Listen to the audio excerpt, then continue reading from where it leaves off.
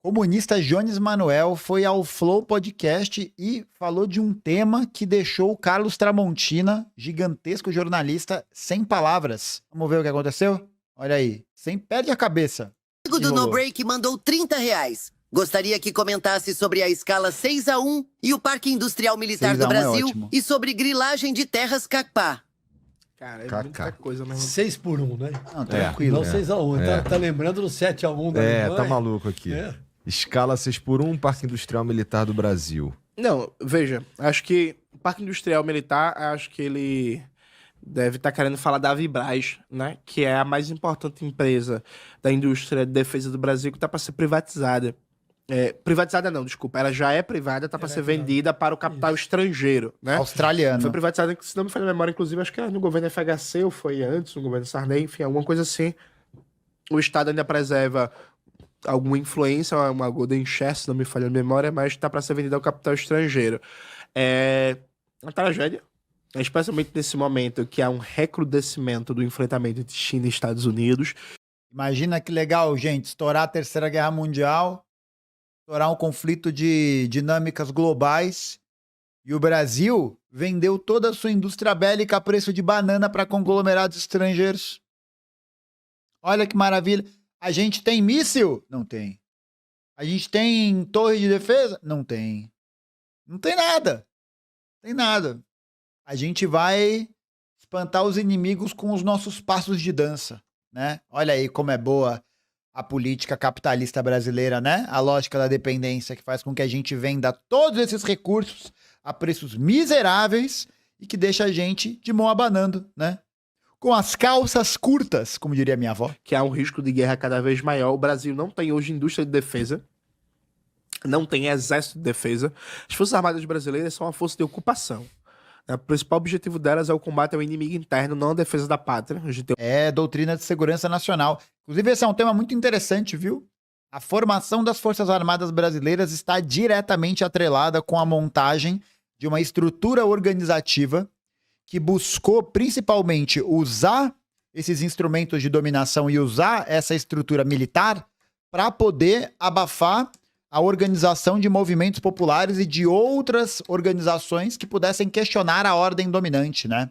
E de como isso tudo está consolidado dentro da própria doutrina de segurança nacional, muito famosa, né? Aplicada ali nos anos 60, que foi descontinuada recentemente, há pouco tempo atrás, e que previa justamente esse incentivo ao combate do inimigo interno.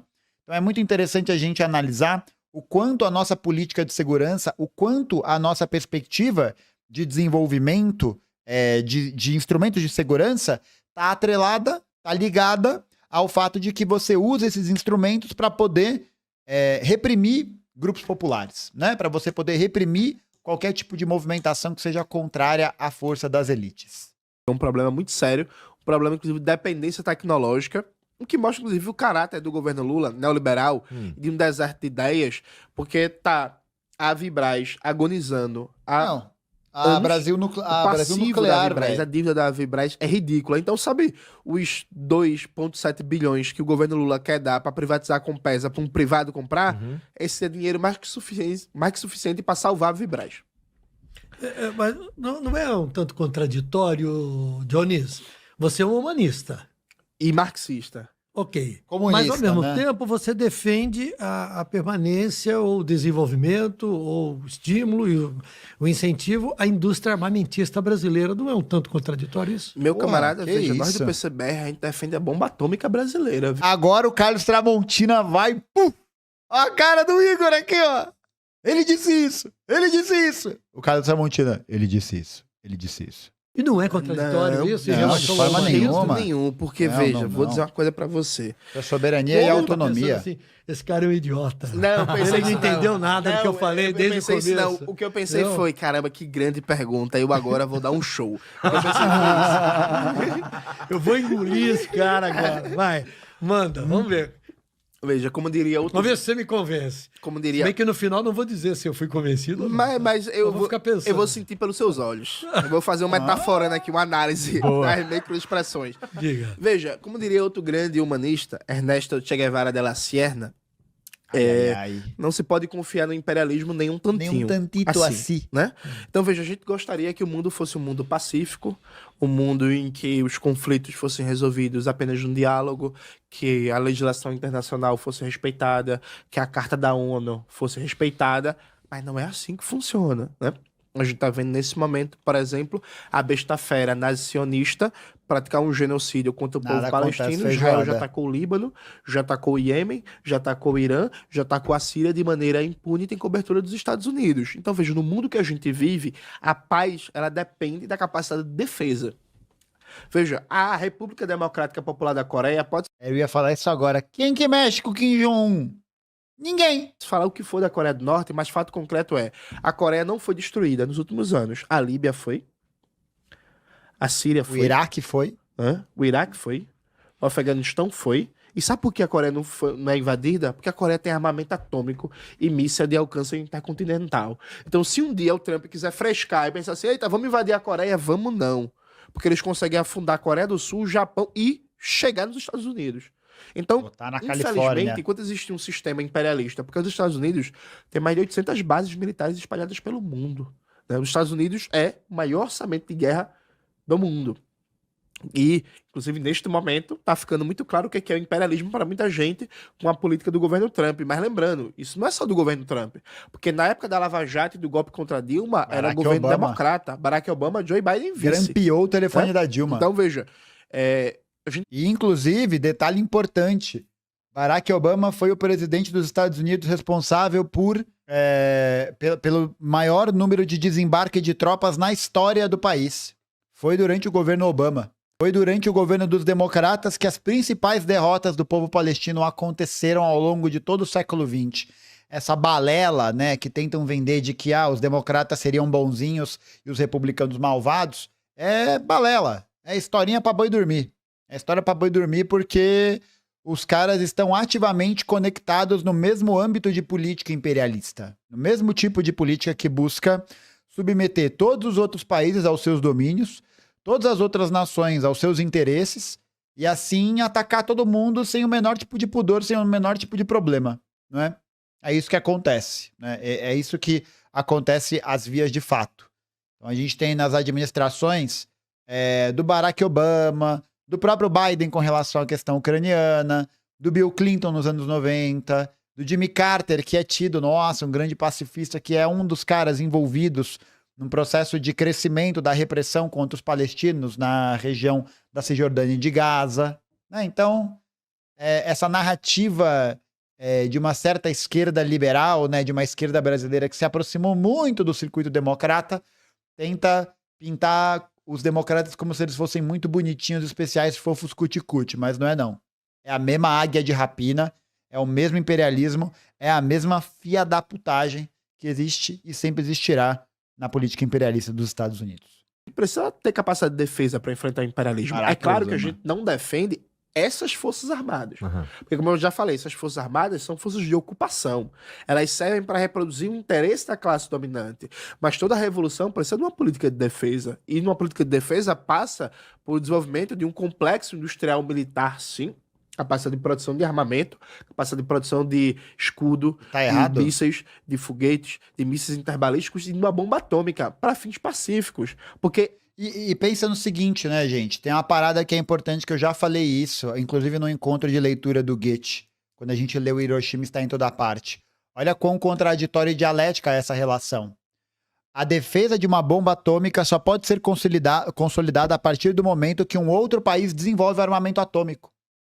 Porque os Estados Unidos foram o primeiro país que desenvolveu armamento atômico, foi o primeiro e o único país a utilizar esse armamento atômico, não em uma, mas em 2 oportunidades, e só teve o seu poder de fogo dissuasido, só teve o seu poder diminuído, porque a União Soviética conseguiu, alguns anos depois, criar a sua bomba atômica. E assim deixar os caras mais pianinho. Então é perfeitamente possível, não só possível como necessário, que haja essa articulação e essa leitura. Certo? Que é uma leitura de é possível desenvolver e é necessário desenvolver uma indústria armamentista para a defesa, para a garantia de uma autonomia nacional. para a garantia da segurança do espaço territorial daquela nação. E não a utilização dessas armas e desses instrumentos para ocupações ilegais, para invasões, né? Vide aí a República Popular Democrática da Coreia, que tem armamento nuclear para se defender. Acabou. Não vai usar isso para atacar ninguém, diferentemente de um outro país, dito grande democracia mundial, que utilizou isso sem o menor escrúpulo e sem o menor problema para matar mais de 100 mil civis num piscar de olhos. Não é? É isso que a gente tem que lembrar quando a gente fala sobre defesa armamentista. A bomba atômica brasileira, da Revolução Brasileira, inclusive, vai garantir que nunca tenha uma invasão dos Estados Unidos no Brasil. Porque, como diria um grande filósofo brasileiro, o Renan, do Choque de Cultura, né? A bomba atômica é a arma do diálogo. Você tem uma bomba atômica, o imperialismo quer conversar. Na hora. Se você não tem uma bomba atômica, não tem diálogo, né? Tem o que aconteceu na Líbia. Veja, Carlos, isso é pouco comentado. A Líbia era o país com o maior IDH da África, né? Hoje tem comércio de escravizados nos portos, cara. Loucura. A melhor cobertura de fornecimento de água potável, o melhor índice de moradia, o melhor índice de jovens e adolescentes com ensino superior, um dos melhores índices de higiene da África, e a Líbia foi destruída. Hoje em dia, na Líbia, voltou a escravidão, o país está destruído, dividido por senhores da guerra, dentre outras coisas, porque o Muammar el-Gaddafi tinha um programa de defesa atômica, ele desistiu de ter a bomba atômica da Líbia. Quando ele desistiu, 10 anos depois, estava a Líbia sendo trucidada pela OTAN. Uma pergunta interessante aqui. A extrema-direita não pode usar essa mesma lógica para defender e armar a população? Sim, eu sei das implicações disso, mas como explicar? Vamos lá. Primeiro, você ter um revólver 38 não é a mesma coisa que você ter um arsenal nuclear, né? De saída.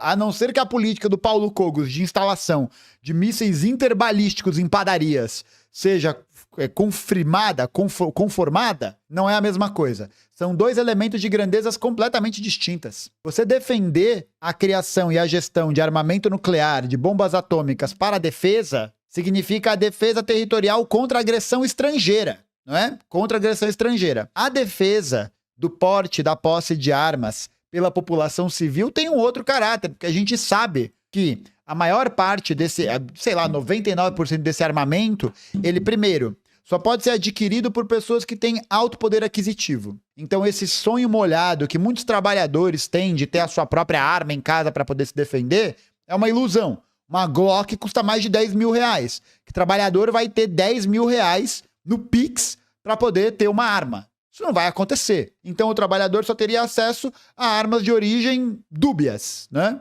De numeração raspada, arma traficada, inclusive traficada até por forças de segurança, né? Como a gente bem sabe. E o outro ponto é que hoje a posse e o porte de armas ele é utilizado para poder reforçar um certo tipo de conduta e um certo tipo de comportamento, que é um tipo de conduta e comportamento de agressão do portador daquele revólver, daquela arma contra aquela pessoa. Vocês viram o vídeo do entregador no Rio de Janeiro que tomou um tiro no pé porque o outro vagabundo lá, o cara queria que ele subisse com a entrega, o motoboy se recusou, começou a filmar o cara porque o cara veio armado pra cima dele e atirou no pé do cara. Então, quando a gente fala sobre esse tipo de concessão, é disso que a gente tá falando. O número de playboy, de outros vagabundos que vão pra festa country, que vão pra balada, que vão não sei o quê, armado, que arruma briga na festa armado, dá tiro pro alto pra poder pagar de bonitão, tá ligado? Primeiro, porque não é a mesma escala, porque você, Jorginho,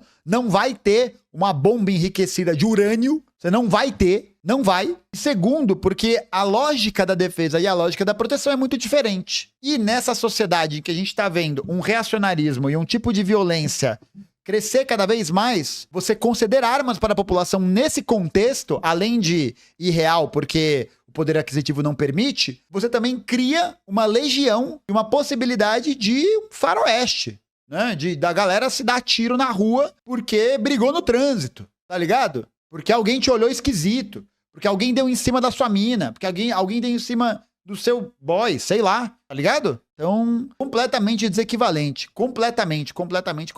Inclusive, no Flow, quando eu defendo também a criação da bomba atômica, esse corte deu uma viralizada legal, eu falo, a galera comentou isso, obrigado por defender o porte de armas. Não, ô boboca. Não, são coisas de grandezas completamente distintas. Completamente. Uma serve para defesa e autonomia da segurança nacional contra agressões estrangeiras. E aí você pode falar do Iraque, da Líbia, da Síria, você pode falar de vários lugares. E a outra serve para você pagar de gatão e andar com o revólver na calça para poder mostrar as suas questões fálicas que você tem, né? Com a desculpa, supostamente o governo estava reprimindo pessoas para proteger 3 mil pessoas. A OTAN foi lá, junto com os governos da Europa Ocidental, e matou mais de 60 mil, inclusive com o extermínio da população negra, porque a população negra era uma minoria na Líbia, né? E boa parte da população negra foi exterminada, os que sobraram foram escravizados. Então, assim, não dá não. A gente precisa ter uma política de defesa. Claro, repito, não conversa. E aí você imagina o seguinte, tem uma outra coisa, com menos investimento na área de segurança, no desenvolvimento de tecnologia e de pesquisa que garanta essa seguridade do espaço territorial, a gente fica submetido à ordem imperialista. Porque quem vai ter tecnologia e recurso para poder fazer esses armamentos e aí vender eles a preços exorbitantes vão ser as potências estrangeiras. Hoje é um dos maiores exportadores de armas leves do mundo, através da Taurus. Essas Forças Armadas. A política de defesa da gente, inclusive, passa por destruir essas Forças Armadas e recriar novas Forças Armadas adaptadas a uma política anti-imperialista e realmente defesa da soberania nacional. Mas a Revolução Brasileira vai ter bomba atômica sim, viu? Graças a Deus. Enquanto existe imperialismo, a gente vai ter que ter bomba atômica, vai ter que estar muito bem armado, vai ter que ter autonomia tecnológica e capacidade de defesa. Você acha que me convenceu? Não? Eu acho que sim. Eu acho que sim, convenceu. Bom, não tocou mais no assunto é porque nossa, convenceu. Tem pergunta pra cacete Caramba. ainda. Mas família, olha, não rola de ouvir todas não, porque eu tenho que Não esperava, voar, né, cara. Igor? Eu tenho que ir lá, inclusive, lá pra área do Jones. Daqui a pouquinho. Vamos lá. Porra, bom demais, né? Aqui, tem mais um pedacinho. Vamos ver isso aqui. Ó, Olha aí. ó o fone aí. E é um debate muito importante, né? Eu acho que é um debate que foi capturado pela direita e pela extrema-direita. Totalmente capturado. A gente consegue ter um debate sobre essa questão de segurança nacional sem apelar para punitivismo barato e sem apelar para narrativa de herói de faroeste, de Clint Eastwood da vida, tá ligado? É isso, tipo, é perfeitamente possível que seja feito esse debate. Mas precisa o quê? Estudar. Precisa entender a dimensão que a defesa, ela diz respeito a uma defesa das agressões estrangeiras. Até comentaram ali antes, né? Sobre Cuba. Nos anos 60 tem a crise dos mísseis, né? E na Turquia eles instalaram mísseis nucleares e ninguém piou. Em Cuba, quase acabou o mundo, porra. Quase acabou o mundo. Por quê? Porque são equivalências diferentes. Ou um outro fator interessante. Quando acabou a Alemanha Oriental, quando a Alemanha Oriental foi reunificada à Alemanha Ocidental, à República Federal da Alemanha, a região da Alemanha Oriental, a Alemanha acho que como, não sei se é a região da Alemanha Oriental ou a Alemanha como um todo, mas salvo engano, a Alemanha como um todo, em 1990, tinha 30 usinas nucleares. 30 e tralalá usinas nucleares, que abasteciam de energia todas as regiões. Aí por conta da política de desnuclearização, né? A política que falou, não, energia nuclear, um negócio horrível, ó céus, né? Muito ali pelas marcas de Chernobyl também, o que tinha acontecido alguns anos antes, eles descontinuaram a construção de usinas nucleares. Resultado, a Alemanha hoje não tem, salvo engano, nenhuma usina nuclear, depende da importação de gás da Rússia para ter energia, e no cenário da guerra que se acometeu entre Rússia e Ucrânia, quando a Rússia ocupa a região leste da Ucrânia, a Alemanha ficou totalmente à mercê do gás vendido pelos Estados Unidos e pelo petróleo vendido pelos Estados Unidos. Ou seja, crise energética, porque a lógica de dependência defende a não continuidade das pesquisas e aprimoramento de energia nuclear. E pode apostar, energia nuclear é o meio de energia mais seguro, menos poluente e que melhor rende. O único acidente único não, né? Mas um dos poucos acidentes que tivemos em relação ao uso de energia nuclear, como foi o caso de Chernobyl, foi falha humana. Outro acidente do Césio 137 em Goiás, aqui no Brasil, não foi por causa da energia nuclear, porque ela é malvada. Foi porque a empresa, mais uma vez, foi a empresa que não fez a política de descarte correto do Césio 137. Jogou a máquina de raio-x no meio do lixão, e aí a galera que fazia ali recolhimento de lixo, que trabalhava de catador, viu, pegou e pronto. Entendeu? Não, eu com esse papo, com essa camiseta, meu Deus do céu, né? Domingo, eu e o Pichuleco na Avenida Paulista. Que loucura. Que loucura. E a do Japão foi falha humana e desastre natural, porra. Teve um terremoto. Aí quebrou o negócio. Aí é isso. Temos que tirar esse debate da extrema-direita e tirar esse debate da direita. Essa que é a real. Isso tem que ser tirado deles o mais rápido possível.